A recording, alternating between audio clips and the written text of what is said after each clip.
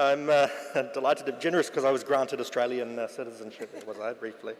But I'm a New Zealander, and good morning, everybody. I'm really honoured to be here. It's in fact a real delight. I have a long relationship with this university. It was almost 15 years ago that I was sitting in my office, at that time over in District 3, when a group of Australians called in to see me.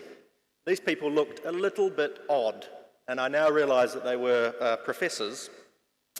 And they told me they had just landed from Melbourne, that they were in town to set up an international university here in District 7. They would develop a world-class faculty, teach an international curriculum, attract the best and brightest students, and issue degrees in a building that would be designed by a team of Australia's leading architects. Now, at that time, as many of you will know, this land was swamp. The easiest access was by boat, and I know because we came and had a look at it. Nothing of what they described existed in Vietnam, much less an international university. Asia at that time was in the midst of an economic crisis. Investors were leaving, times were tough. And this is my job as an auditor, was sceptical. It frankly seemed like a fairly crazy dream. But I'm very proud that that group appointed me as an advisor to that initial project back then, and I continue to be amazed at what RMIT has achieved out here. So congratulations, RMIT, well done. Well done also to the graduates here today. We're marking the end of one phase of your life, that of formal learning, and the beginning of another. Many of you will leave this place with jobs secured. Some will go on to further study, and in this current very difficult economy, many of you will start your new lives without a clear plan or indeed a place to go. But you probably all have common feelings: regret that the experience of university life is over, and fear plus excitement for the uncertainty that lies ahead. I faced this fear 20 years ago when I left my university in New Zealand. I didn't know where I was going. I didn't have any money. I had to move home with mum and dad, ending my years of freedom. I had to take a job in my old hometown because I am what many of you would call nyakwe. But the great thing about my life since then has been the very uncertainty that you all face today. Packing up and moving to Vietnam when I was 25 years old was one of life's great surprises and one I don't regret. And being asked subsequently to serve KPMG in leadership roles that take me literally around the world every few months has of course been another.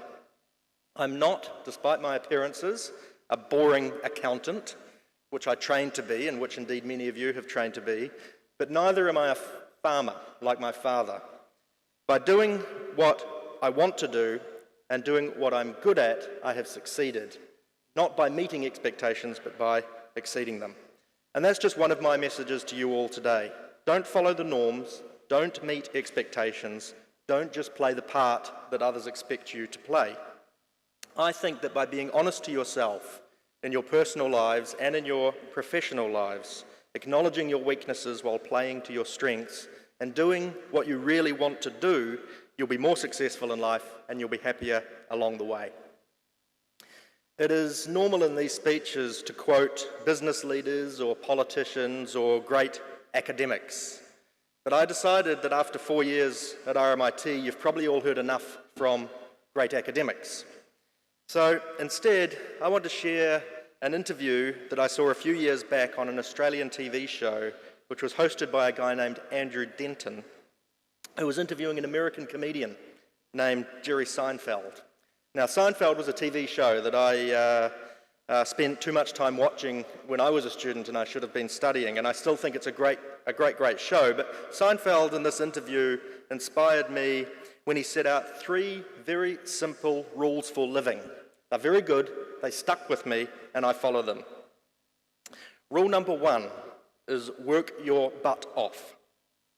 After we finish studying, we will spend the vast majority of our lives either sleeping or at work. And just to be clear, that's not sleeping at work. We better make sure that we find a job we absolutely love. We should bring passion to work every day, and we should work as hard as we possibly can and do the very best job that we can as this will only bring us reward and satisfaction. I love my job. The very best people at KPMG, and that's not everybody, love their jobs too. And I'm successful because I follow this rule.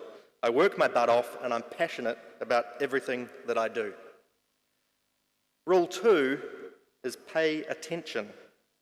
You probably had that shouted at you by the RMIT lecturers here over the last 4 years, but you know it's really good advice to follow every minute of your day. If we don't pay attention, we miss out on the world and the people around us. If we pay attention, put down your iPhones and just look up, we see and enjoy incredible things. When I first moved to Vietnam 15 years ago, I wrote a letter to the friends that I left back in New Zealand, and I took it down to the post office. This was before Facebook. Telling them that my Sayom ride to work every morning was the most incredible part of my day, as I saw this whole new, crazy, colourful city of Saigon that I now call home come to life around me. By paying attention, by looking, listening, smelling, touching what is around us, life is a better and more enriching experience. Rule number 3. This is my favourite. Fall in love. Now, Seinfeld didn't mean to get a boyfriend or get a girlfriend, but that's probably good advice. But what he was saying is that we should, as we go through our daily lives, pause, take stock of what is amazing, what is good, and simply fall in love with it. So take this cup of coffee. This coffee is incredible. It's amazing. I love this coffee. It's the best coffee I've ever had. They're not all good. This one is good. Fall in love with it. Your new t-shirt.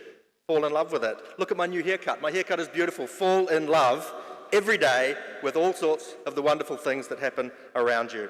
I think it's great advice from Seinfeld. I follow that, and I recommend you do too, because it makes life more interesting. So, let me finish with a word to the mums, the dads, the grandparents, aunts, uncles, brothers, sisters, partners that are here today. I became a father only 3 years ago, and I look forward to sitting in your seats one day as my beautiful boy Jay realises his dream, whatever that may be. Your kids have experienced something in this university over the last 4 years that most of you never had the chance to experience. The Vietnam that you grew up in simply did not have the capacity, the opportunity, or the circumstances that your children have had. Many of them, like me, will be the first generation in your family to graduate from university. You've given them an incredible gift, an outstanding education that will equip them as best can be in this terribly difficult world. They may not say thanks, Mum and Dad, but they, their children, and indeed Vietnam, will benefit immensely from the path on which you have set them. And your job now is to guide and encourage them as they set out on the next phase of their lives. But remember, Mum and Dad, they need to follow their dreams, not yours, and to show you love them, set them free. But congratulations to you two, and congratulations to everybody. Thank you.